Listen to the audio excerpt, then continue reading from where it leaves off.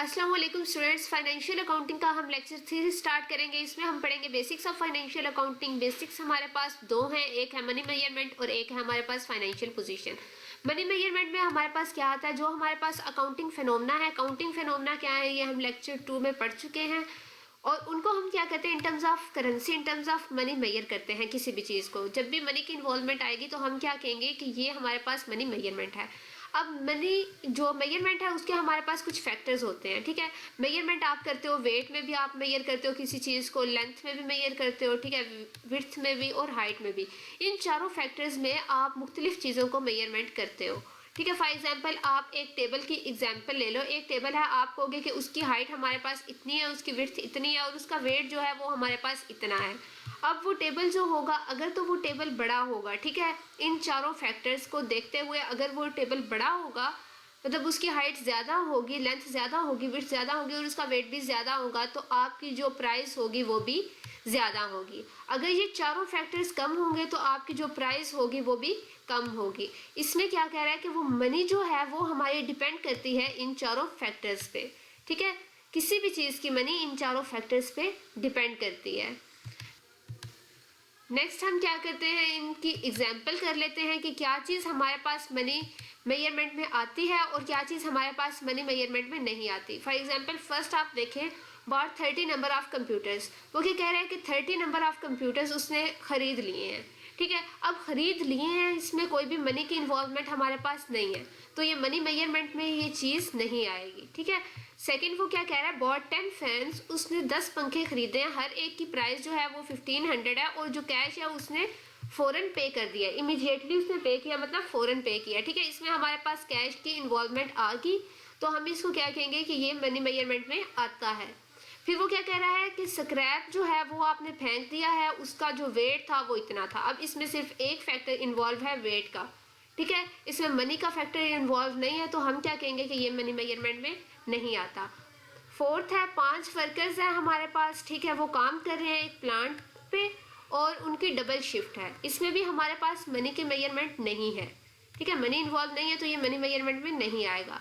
Fifth है हमारे पास कि वो रॉ मटेरियल उन्होंने परचेज किया है जिसकी प्राइस हमारे पास 50,000 है, कैश जो है वो अभी तक उन्होंने पे नहीं की, लेकिन मनी का फैक्टर इन्वॉल्व तो हो गया अगरचे उन्होंने प्राइस पे की है या नहीं की। मनी फैक्टर इन्वॉल्व हुआ तो ये किस में आ जाएगा, ये आ जाएगा हमारे पास मनी मेजरमेंट में, ठीक है। नेक्स्ट आता है हमारे पास फाइनेंशियल पोजीशन।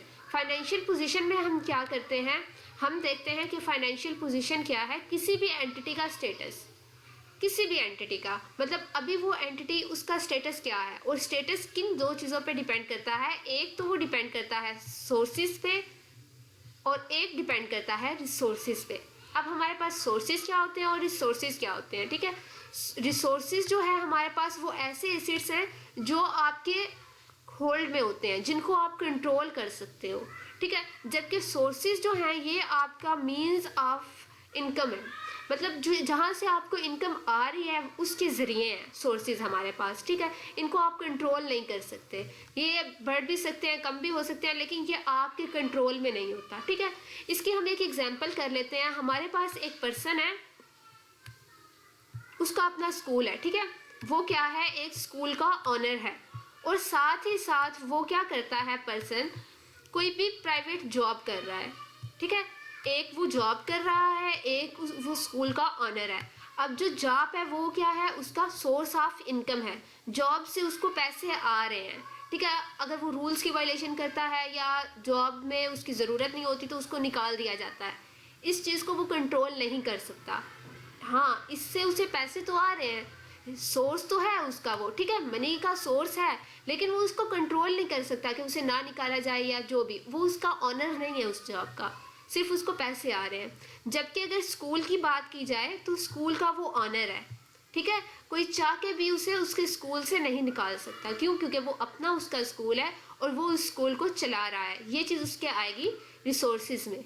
उसके बाद सोर्सेज की बात की है उन्होंने। सोर्सेज में हमारे पास ऑनर्स की इक्विटी भी आती है और लाइबिलिटी भी आती है।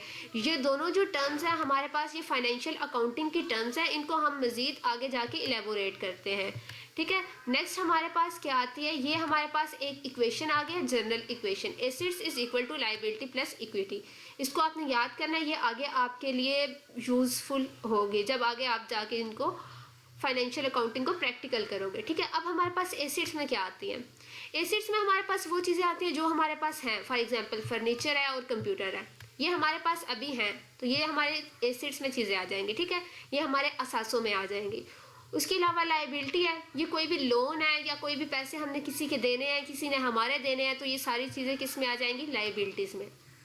इक्विटी है, इक्विटी वो होती है चीज़ जिसका जो ऑनर है वो क्या होता है, मालिक होता है। फॉर एग्जांपल पीछे वाले एग्जांपल में वो स्कूल का मालिक था, या वो अपने घर का मालिक है, या उसका कोई भी कैपिटल है। कैपिटल का कहते हैं जिस चीज़ का वो मालिक हो। ठीक है, अपने घर का मालिक है या स्कूल का मालिक है या किसी भी चीज़ का मालिक है, तो वो चीज़ आ जाएगी हमारे पास इक्विटी में।